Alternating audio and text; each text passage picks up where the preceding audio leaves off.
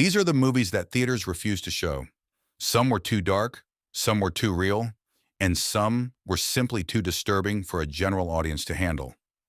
What's up, everyone? Today I'm taking you into the darkest corner of modern cinema.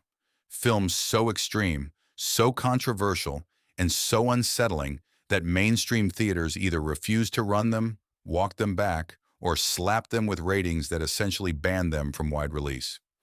These aren't your average jump scare movies. These will mess with your head long after the credits roll.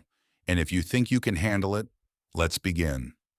And before we dive in, if you're new here, hit subscribe and ring the bell, because this is the kind of content you're not going to find anywhere else. Number 1, Terrifier, 3/20/24. Starting us off with the clown that broke the internet, and apparently broke a few theater managers too. Terrifier 3. Art the Clown returns on Christmas night, and what he does in this film is so graphically violent that multiple theater chains in the US outright refused to screen it.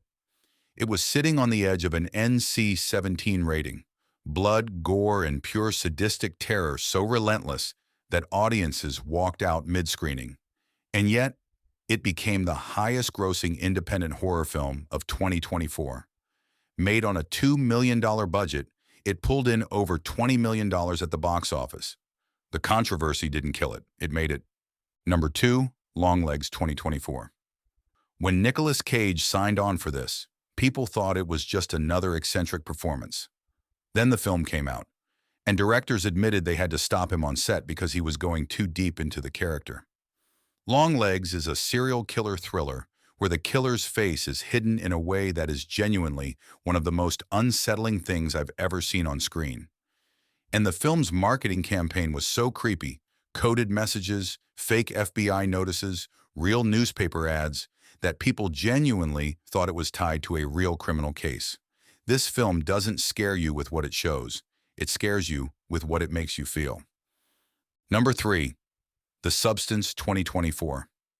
Number 3 is the film that made audiences at the Cannes Film Festival physically ill.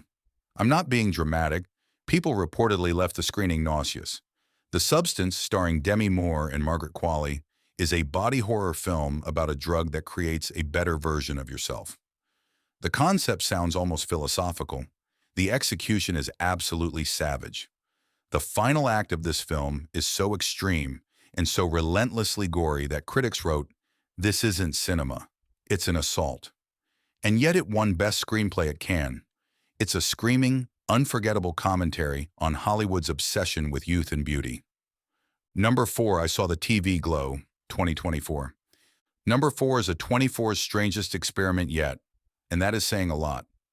I Saw the TV Glow does something almost no horror film has ever pulled off.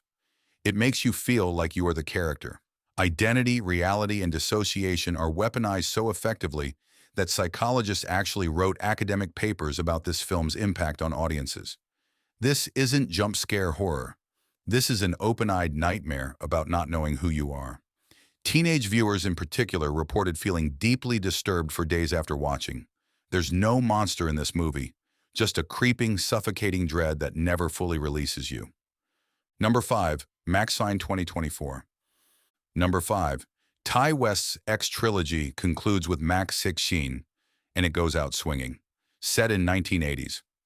Hollywood, it follows a survivor-turned-actress trying to make it in the film industry while a serial killer hunts her through the seedy underbelly of LA, a satanic cult, corrupt law enforcement, and Mia Goth delivering a performance so unhinged and so ferocious that co-stars on set admitted they were genuinely scared of her. The original cut had to be pulled back before release. What we got was already extreme. What they left on the cutting room floor, I can only imagine. Number 6, Strange Darling, 2024. Number 6 is the one that rewires your brain without you realizing it. Strange Darling was shot entirely on 35mm film and released in non-chronological order. 6 chapters, shuffled deliberately. You don't know who the villain is, you don't know who the victim is, and by the time the film shows you the full picture, you realize you've been manipulated the entire time, and you loved every second of it. This is psychological horror for people who think they're too smart to be scared. It humbles you. beautifully, disturbingly humbles you. Number 7, Heretic 2024. Number 7, when it was announced that Hugh Grant, the charming, bumbling guy from every romantic comedy of the 90s, was playing the villain in a horror film, nobody took it seriously. And then Heretic came out. Two Mormon missionaries arrive at a man's house for a routine visit. He invites them in. He seems pleasant. And then, very slowly, very deliberately, he begins dismantling their faith, question by question, argument by argument, until the exits disappear and the room itself becomes a trap. Not a single drop of blood in this film. One of the most terrifying things I have ever watched. Number 8, Sleep 2023. And rounding out our list, the film from South Korea that quietly disturbed the entire world. Sleep, a newly married couple. The husband sleepwalks. The wife stays awake watching. And what he does in the middle of the night, things he has no memory of, begins to terrify her in ways she cannot explain to anyone. This is horror rooted entirely in the real. No monsters, no supernatural twist. Just the creeping, nauseating realization that you might not fully know the person sleeping next to you. Couples reportedly stopped sharing beds after watching this. That's not a warning. That's a recommendation.